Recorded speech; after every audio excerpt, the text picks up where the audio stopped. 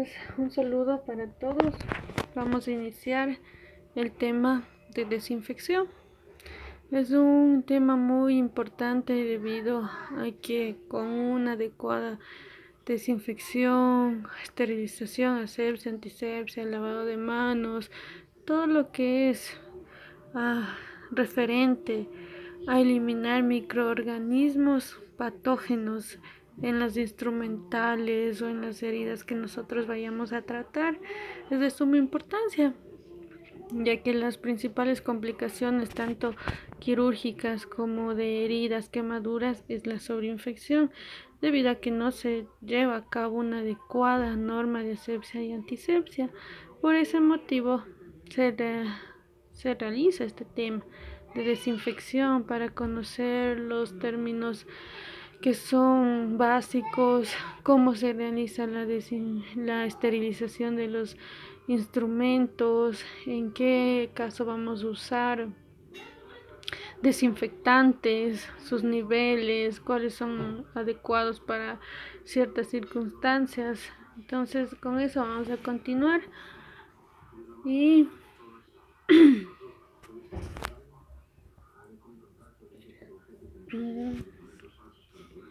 vemos que es proceso de desinfección. ¿Qué es desinfección? Es un proceso físico o químico que mata o inactiva agentes patógenos. Entonces, físicos, como son desinfectantes líquidos, alcohol, el alcohol yodado, la clorexidina, cambio como químicos por el calor, por rayos ultravioletas. A eso se refiere, para matar o inactivar agentes patógenos, sobre todo eso. Entonces debemos conocer qué es asepsia. Esta es la ausencia de microorganismos que causan enfermedad. Entonces eso es lo que requerimos. ¿Y qué es antisepsia? Es la utilización de compuestos químicos que están destinados a inhibir o destruir microorganismos en la piel o tejidos. Esto de la antisepsia es muy importante tener en cuenta que dice compuestos químicos, lo que mencionábamos, clorexidina, alcohol yodado, alcohol. No nos dice que son compuestos físicos, debido a que estos van a destruir los microorganismos que se encuentran en la piel o tejidos, y por obvias razones no vamos a poder utilizar los procesos de esterilización como es por el calor. Entonces vamos a continuar con el lavado de manos. Como tenemos el lavado de manos, hay uno clínico y uno quirúrgico. El lavado de manos clínico, ¿cómo es la técnica adecuada? Primero, tenemos que saber el tiempo mínimo para realizarlo, de 20 a 30 segundos. No solo ponernos el jabón y medio refregarnos y lavarnos en menos de 10 segundos. O sea, igual nos sirve ese lavado de manos. Así que lo hacemos con jabón. Obviamente abrimos la llave, nos remojamos las manos, cogemos jabón y nos restregamos en las palmas hasta que se haga espuma. Cuando el momento de que el jabón esté espumoso, comenzamos con lo que es el lavado de manos de palma con palma, como vemos en la opción 2. Y seguimos con el paso número 3. Frótese la palma de la mano derecha con el dorso de la mano izquierda, entrelazando los dedos y viceversa. Entonces es mano con palma con dorso. El cuarto, frótese las palmas de las manos entre sí con los dedos entrelazados, así es, entre los dedos. Quinto, frótese el dorso de los dedos de una mano con la palma de la mano opuesta, agarrándose los dedos. Muchos dicen nudillos, otros pueden decir cadenitas, pero lo importante es no omitir ninguno de estos pasos, a pesar de cómo lo llamemos. El sexto es frótese con un movimiento de rotación el pulgar izquierdo, atrapándolo con la palma de la mano derecha y viceversa. O sea, hacemos primero con la mano izquierda, posteriormente hacemos con el pulgar derecho. Y el séptimo paso, frótese la punta de los dedos de la mano derecha contra la palma de la mano izquierda, haciendo un movimiento de rotación y viceversa. Entonces cogemos los pulpejos de nuestros dedos, vamos a frotar en las palmas, primero con la mano izquierda y posterior la mano derecha. Y el último paso, nos secamos las manos y así vamos a obtener unas manos seguras, porque siempre hay que realizarse el lavado de manos en 5 momentos. Los 5 momentos del lavado de manos es antes de tocar al paciente, antes de realizar una actividad aséptica, después de tocar al paciente, después de retirarme de su ambiente, que entonces estos son los momentos del lavado de manos. Vamos ahora al lavado de manos quirúrgico.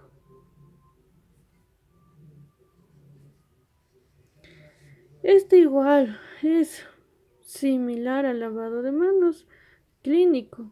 Nos remojamos las manos, nos frotamos el jabón en las manos hasta que se haga espuma y de ahí comenzamos palma con palma, palma con dorso, entre los dedos, hacemos las cadenitas o los nudillos, luego comenzamos con el pulgar y en cambio aquí cambia, ya que vamos a las muñecas. De las muñecas frotamos hacia abajo. Una vez que vamos hacia abajo, no volvemos a subir la mano hacia arriba para evitar el arrastre de bacterias. Y el lavado va a ser hasta los codos. Y una vez que esté toda esa parte con jabón hasta los codos, hacemos nuevamente la reposición del lavado de manos. La palma con palma, dorso con palma y así continuando los pasos hasta que se acabe. Entonces esto es más para el área quirúrgica.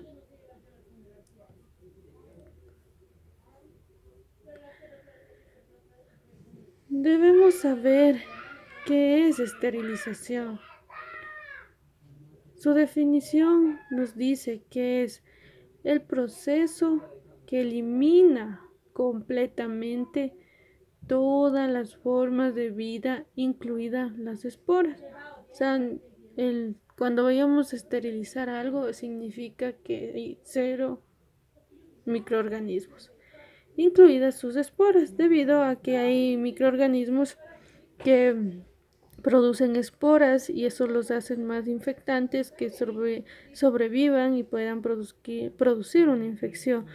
Por ende, en la esterilización, sea química o física, trata de eliminar todas las formas de vida y que no quede ninguna espora. Y ahí normalmente podemos decir que un instrumento o cualquier sustancia, o sea, incluso alimentos, esté totalmente esterilizado. No hay nada ahí en esos implementos. ¿Y qué es desinfección? Es un proceso. Entonces la desinfección Es un proceso donde se eliminan los agentes patógenos reconocidos, pero no necesariamente todas las formas de vida microbianas. Así que esta no es un 100% que va a eliminar. Va a haber algunos microorganismos y lo más consecuente es que se queden las esporas cuando hagamos alguna desinfección. Estos procedimientos se aplican únicamente a objetos inanimados debido al proceso o a la sustancia química que podemos usar. Así que no todo desinfectante se puede usar en los tejidos o en la piel.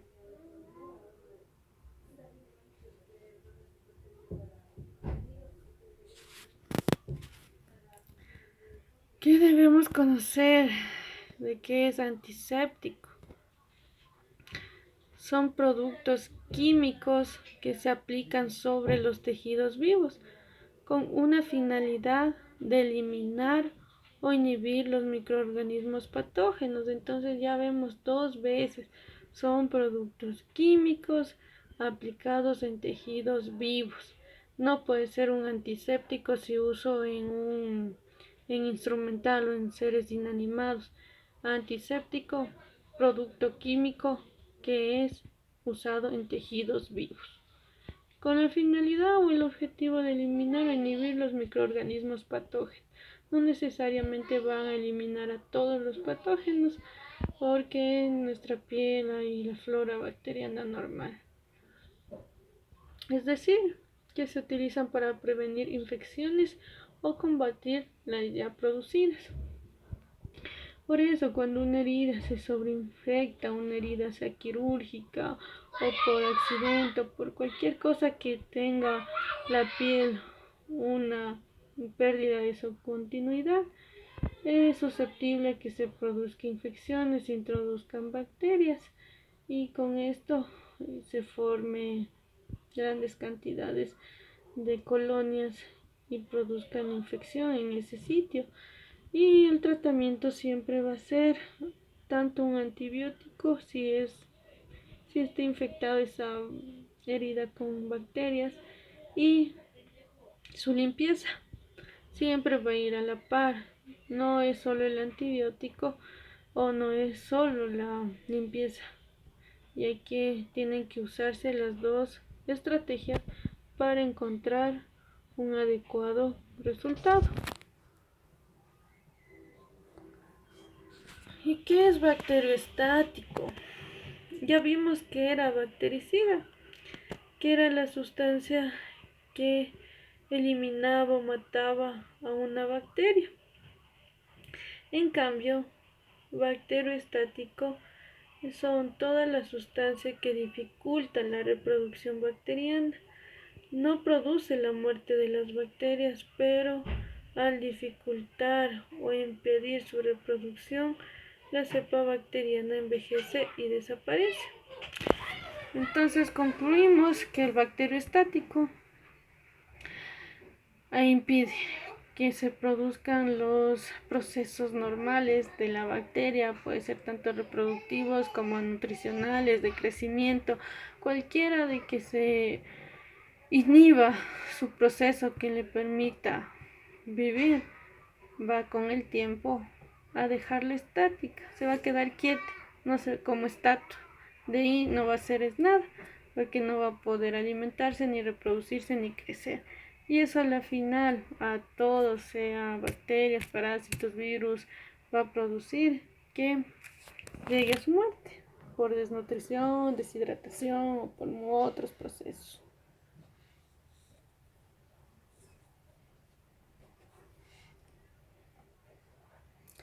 Y los fungicidas, ¿qué son estos? Son sustancias tóxicas que se emplean para impedir el crecimiento o para matar hongos y mohos perjudiciales para el ser humano. Entonces, vamos a ver, bactericida, ¿cómo termina? Termina en icida. Entonces, ese sufijo nos indica que son sustancias tóxicas capaces de matar. Entonces, un bactericida que mata bacterias. Un fungicida extermina o mata a hongos. Si digo que es un viricida, este en cambio va a matar a lo que son los virus. Y así damos un ejemplo de estos. Entonces vamos a ver qué es desinfectante y antiséptico. El desinfectante y antisépticos se van a clasificar en 3 niveles: un nivel alto, un nivel medio y un nivel bajo, según la intensidad de su actividad sobre bacterias y sus esporas. Virus, sean lipídicos o no lipídicos, es decir, hay virus que tienen un envoltorio o no tienen un envoltorio, y hongos y sus esporas también. Entonces, los desinfectantes de alto nivel son los que van a matar a todos estos: bacterias, virus, hongos junto con sus esporas. En cambio, el medio y el bajo, vamos viendo a cuál nomás van a matar o van a eliminar cuando usamos estos desinfectantes. El desinfectante de alto nivel va a actuar sobre las esporas bacterianas, como vimos. Va a actuar sobre los 3 ejes que se requiere para ser considerado un desinfectante de alto nivel: a bacterias, hongos y sus esporas, y virus con envoltorio lipídico o sin envoltorio lipídico. Entonces, ¿cómo? ¿En qué se va a usar estos desinfectantes? Va a ser sobre instrumentos médicos o quirúrgicos que sean termosensibles, es decir, cosas que no se puedan usar, no se puedan esterilizar a temperaturas, a grandes temperaturas, como el instrumental del fonendoscopio, el estetoscopio, el termómetro. Todos los instrumentos médicos que usamos no pueden irse a una cámara de calor para poder desinfectarlos, así que se lo hace con las sustancias que son desinfectantes de alto nivel. Y como quirúrgicos, como termosensibles, son los espejos, las sustancias que no están, los instrumentales que no son netamente de acero inoxidable. ¿Cuáles son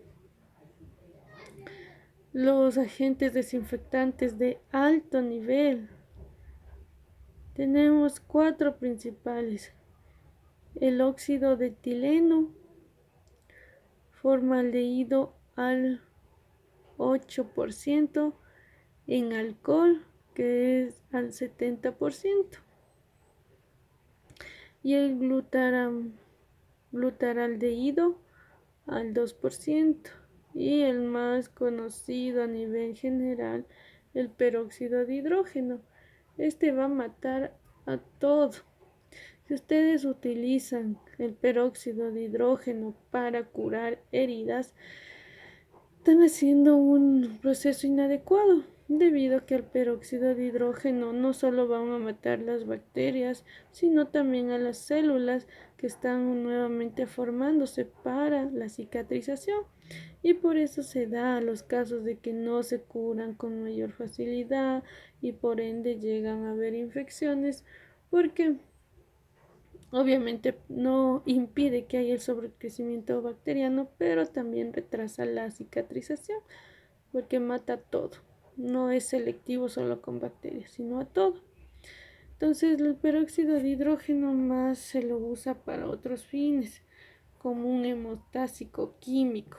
Cuando hay un sangrado que no cede, se pone en una gasa estéril o algodón el peróxido de hidrógeno o agua oxigenada, como todos lo conocen y lo compran, que su forma química es H2O2, por eso es agua oxigenada.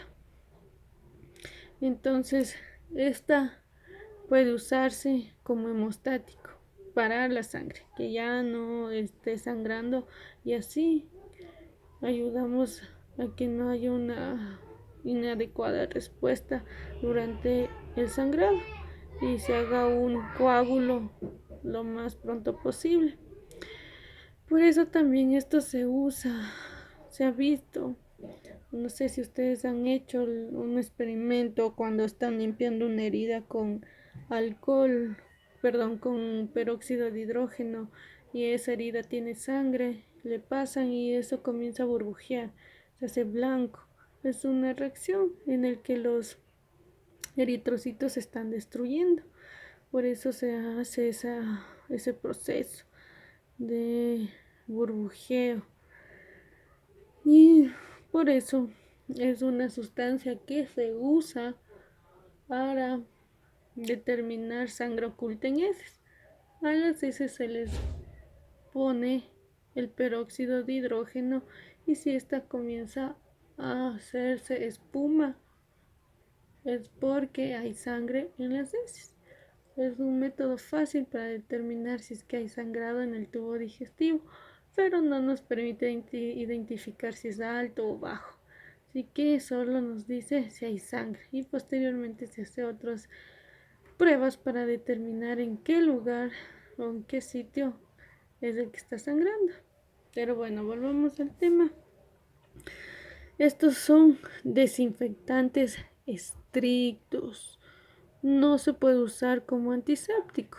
Obviamente, ya se les comentó, solo puede ser en instrumental médico o quirúrgico, es decir, en objetos inanimados, porque estos no van a permitir una adecuada recuperación de los tejidos en donde se vayan a usar estos elementos desinfectantes.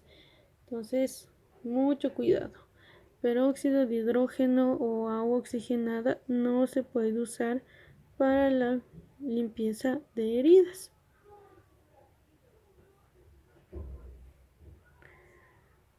Los desinfectantes de medio nivel, si bien no destruyen las esporas, sí lo hacen con el Mycobacterium tuberculosis, hongos y virus no lipídicos, es decir, los que no tienen el envoltorio. Entonces, los que son virus desnudos. Y es muy importante debido a que Mycobacterium tuberculosis es el agente causal de la tuberculosis. Entonces, esos desinfectantes son extraordinarios y nos ayudarían adecuadamente para poder evitar la transmisión de este micobacterio. ¿Cuáles son los agentes que mayormente se usan? Los compuestos clorados, hipoclorito de sodio, compuestos iodados, el alcohol iodado, la clorhexidina. Entonces, estos pueden usarse como desinfectantes y antisépticos, es decir, podemos usar en objetos inanimados y en tejidos vivos, debido a que cumplen una función muy importante, ya que no en todos los sitios vamos a encontrar desinfectantes de alto nivel, especialmente en los centros de salud donde les dan lo básico. Entonces, para evitar contagio, van a limpiar los instrumentos con alcohol iodado o clorhexidina. La clorhexidina es un compuesto que viene principalmente en los jabones en las áreas quirúrgicas, de neonatología, los lugares que tienen mayor riesgo o susceptibilidad a que se produzca una infección. Así que con ellos se utiliza este tipo de desinfectantes de medio nivel. Así que desinfectantes de alto nivel solo en objetos inanimados. Desinfectantes de mediano nivel o nivel medio, como es el alcohol yodado, puede también utilizarse como desinfectante y antiséptico. Entonces tenemos que tener presente para no olvidarnos.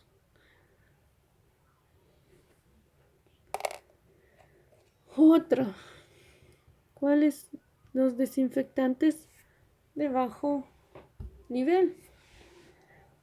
Estos desinfectantes son los que no destruyen esporas, ni micobacterios, ni virus no lipídicos.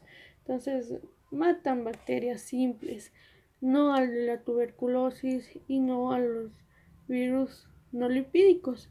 Entonces, son utilizados estos compuestos de amoníaco cuaternario, compuestos mercuriales, y esto en la práctica son compuestos que se utiliza para la limpieza doméstica. La deja, lavaplatos, esos materiales que se venden comúnmente solo sirven para la limpieza doméstica, debido a que por su potencial de eliminación de microorganismos es obvio que no nos va a servir ni siquiera para un centro de salud tipo A, debido a que ahí también se hace procedimientos leves, pero siempre bajo las normas de asepsia y antisepsia. En cambio, estos compuestos son suficientes para eliminar la flora ambiental que se encuentra en un hogar, ya que no hay tantos patógenos en sí como se concentran en los lugares de alta concentración de personas como clínicas, hospitales, así que en ellos se usan para cosas básicas, limpieza, y posteriormente se hace una desinfección. Entonces, ¿cuáles son las condiciones fundamentalmente ambientales que van a afectar la cinética de destrucción? Dentro de esto se van a encontrar la concentración de los agentes. Hemos visto que siempre hay el tipo, siempre vienen al porcentaje. Clorexidina al 2 o 1%, que alcohol al 30, 50, 70%.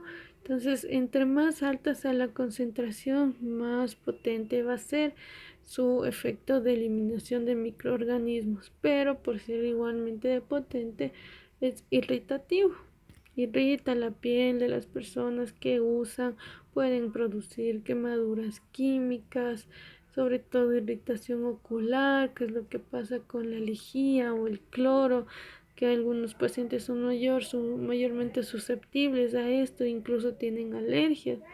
Así que las concentraciones son muy importantes para determinar en qué vamos a usar cada concentración.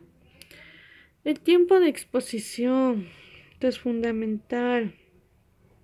No se puede coger un segundo, colocar el alcohol yodado e inmediatamente lavarse las manos o hacer un chorro de solución salina solo para evitar que un paciente sienta ardor o dolor, porque es lo que pasa con estos antisépticos, que una herida abierta les produce ardor. Y si nosotros, por tratar de evitar, cogemos una torunda con alcohol y limpiamos e inmediatamente pasamos una torunda con agua destilada o solución salina, no hicimos nada, no dejamos que actúe el tiempo adecuado el desinfectante. Y el pH del medio, como conocemos, el pH de los tejidos es con tendencia a la acidez, a ser un pH bajo. Entonces los desinfectantes necesitan también estar en un pH ácido para poder realizar su efecto. Si es que se encuentran en un pH alto o alcalino, estos compuestos se van a desnaturalizar y posteriormente no van a generar ningún efecto. Van como ser cualquier sustancia química, pero sin propiedades desinfectantes. La temperatura. Todos estos desinfectantes químicos en especial deben estar guardados a una temperatura ambiente donde no les llegue el sol directamente, debido a que si pasan estas circunstancias van a perder su efecto, se descomponen, se desnaturalizan y por ende no van a generar el efecto deseado, que es desinfectar. Otro, la presencia de materiales extraños. A veces se olvidan o por accidente se les introduce una gasa o cualquier cosa en estos envases de los desinfectantes y lo dejan ahí. Entonces esto también es un riesgo a producir que el desinfectante no cumpla con su objetivo. Y la resistencia del propio del microorganismo. Esto nos quiere decir que hay ciertos microorganismos que son resistentes tanto a antibióticos como a desinfectantes, como es en el caso de la Pseudomonas aeruginosa. Esta bacteria es resistente a múltiples fármacos, pero también a desinfectantes. Y lo peor de todo es que esta Pseudomonas aeruginosa es la que se encuentra en los instrumentales. Y si no se hace una adecuada desinfección o esterilización, estos se utilizan este instrumental y llegan a infectar las heridas o se introducen en los órganos o en las vías donde se va a utilizar cualquier circunstancia, como son los catéteres, los espejos vaginales. Entonces, debe tenerse una adecuada técnica de desinfección. Y el número inicial de la población de los microorganismos. Si es una altísima tasa o población de los microbianos, el desinfectante va a tardar en hacer efecto o se requerirá de un desinfectante de mayor concentración que esté mucho más tiempo actuando para que pueda generar su efecto. Entonces, la esterilización, ¿qué es esto? Es la condición que debe de estar libre de microorganismos en cualquiera de sus formas. Y esto puede usarse por medios físicos o químicos. Los físicos es más por calor, sea calor húmedo o calor seco. El húmedo es la autoclave y el seco estufa de esterilización. Pero también utilizamos radiaciones. O sea, son máquinas que emiten una frecuencia de rayos UV y con eso se elimina todo tipo de vida, de microorganismos, incluso sus esporas.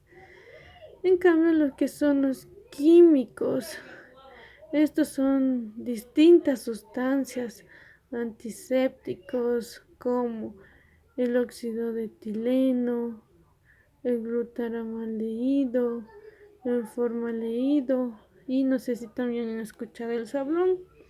El sablón, que es una sustancia amarillenta, viene muy concentrada, por eso siempre se tiene que diluir. De un frasco, siempre poner 2/3 de agua con 1/3 del sablón, para así evitar que haya una corrosión del instrumental y si es que llega a caer en la piel no se forme tanta irritación o alergia a ese medicamento, ya que esa sustancia antiséptica. ¿Y cuál es el objetivo?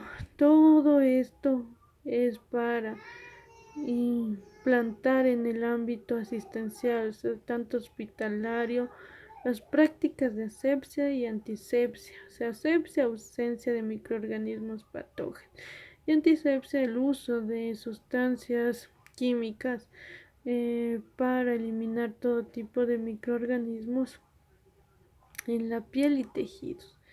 Y con esto vamos a hacer una prevención de las infecciones. Como ven ahí el gráfico, están realizando un proceso quirúrgico. Entonces están con guantes, el instrumental debe estar esterilizado, como antes de comenzar a abrir la piel, se debe limpiar, sea con sablón o con cualquier otro desinfectante, el área donde se le va a trabajar, y de ahí continuamos con el proceso.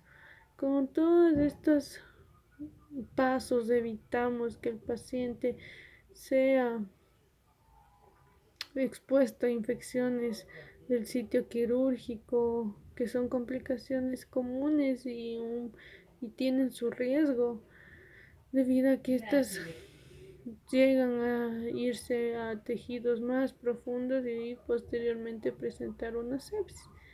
Pero si se sigue las normas adecuadas, como el lavado de manos quirúrgico que se hizo, la desinfección del sitio donde se vaya a operar, entonces, y otros factores que a veces no están en nuestras manos, influyen para que haya o no una infección en el sitio quirúrgico.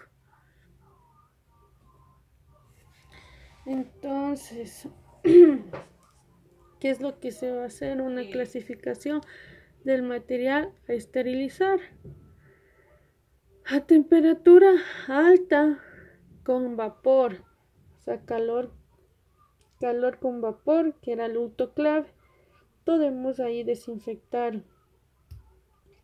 lo que es vidrio, telas, goma y caucho. Lo que no está recomendable realizar en la autoclave cuando es a calor con vapor es el plástico, obviamente porque se puede derretir, el metal, el látex y la silicona. En cambio, lo que podemos esterilizar a bajas temperaturas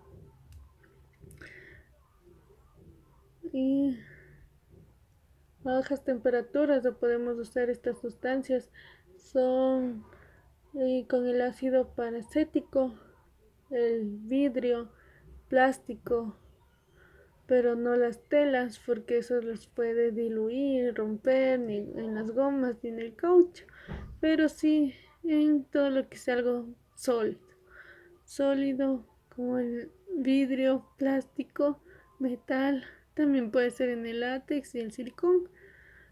El peróxido de hidrógeno, donde no va a estar indicado realizarlo para una desinfección, solo en las telas, pero va a estar recomendado para en vidrio, plástico, gomas, caucho, metal, látex, silicón, como pueden ver en la mayoría de los sitios, la mayoría de los instrumentales o de objetos inanimados.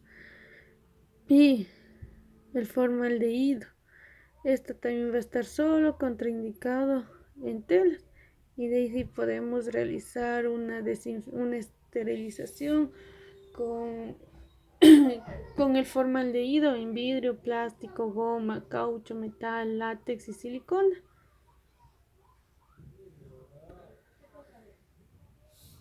Ya. La esterilización, este calor húmedo con autoclave.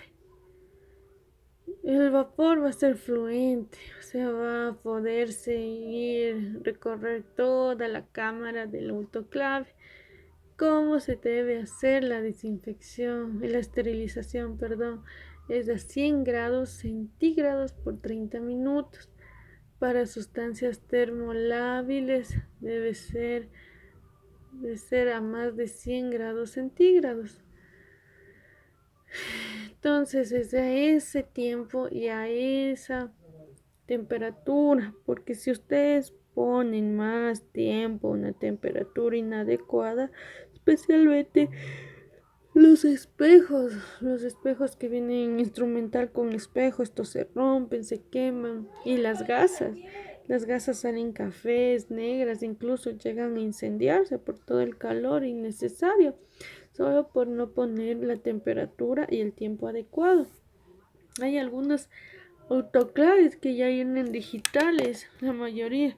Solo ustedes ponen empezar y ya está a los 100 grados por 30 minutos. O cuando es manual, tienen que ponerle 100 grados y 30 minutos. Y cuando ya se está cumpliendo el tiempo, este comienza a sonar para esto mismo evitar que haya un desperdicio del material o cosas peores como incendios.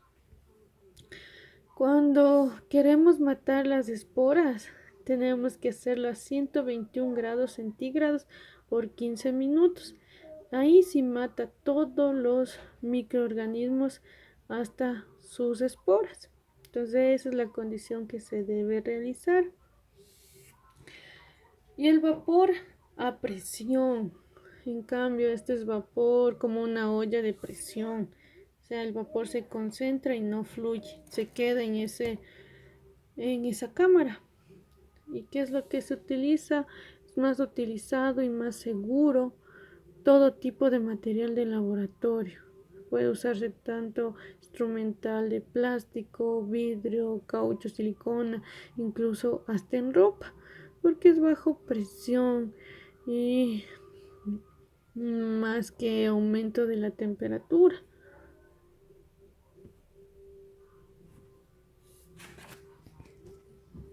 Entonces aquí vemos una esterilización con calor húmedo autoclave. Entonces aquí como en ollas de presión ya casi no se la usan, sino vienen nuevos modelos, como que si fueran un microondas realmente, los nuevos autoclaves, los actualizados, pero avanza en lo mismo, que elimina microorganismos por desnaturalización de sus proteínas. Cuando se produce una desnaturalización de estas, como las proteínas están en todas las estructuras de la célula, especialmente en la pared celular, en la membrana, estas se destruyen y por ende la célula ya no tiene una rigidez, ya no tiene quien la sostenga y se muere, como que se fragmenta y con ende va a producir su muerte.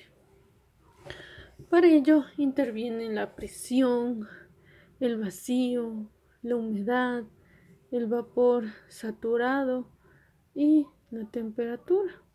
Todos estos son los componentes que juegan para una esterilización con calor húmedo en un autoclave. Las etapas de la esterilización. Primero hay una elevada temperatura y posteriormente con eso ya se produce una exposición o esterilización. O sea, ya no hay ningún objeto, ningún microorganismo, perdón. Entonces, ¿qué es lo que se pone? Aquí está la resistencia, la bandeja con el instrumental, cualquiera que sea, porque vimos que en el calor húmedo, en el autoclave, lo que no podíamos utilizar solo era las telas. Y de ahí posteriormente sí podíamos usar todo lo otro material. Es su tapa, la válvula de seguridad, que si está una presión muy alta, esta sale para disminuir la presión. La válvula de drenaje por donde va a circular el aire, el vapor excesivo. Entonces esto es lo que se va a realizar en el calor húmedo del autoclave. Y ¿Cómo se hace la esterilización en calor húmedo de la autoclave? Aquí vemos principalmente algunos se usan para medios de cultivo. Esta es la fuente de calor, el lugar donde va a emitirse toda la temperatura. Y aquí va a estar la válvula de drenaje por donde va a circular el aire caliente y el vapor del agua. Entonces va a ser una afluencia tanto de calor y el vapor durante todo el proceso de esterilización con la autoclave. Cuando utilizamos a 121 grados centígrados, máximo debe ser 30 minutos.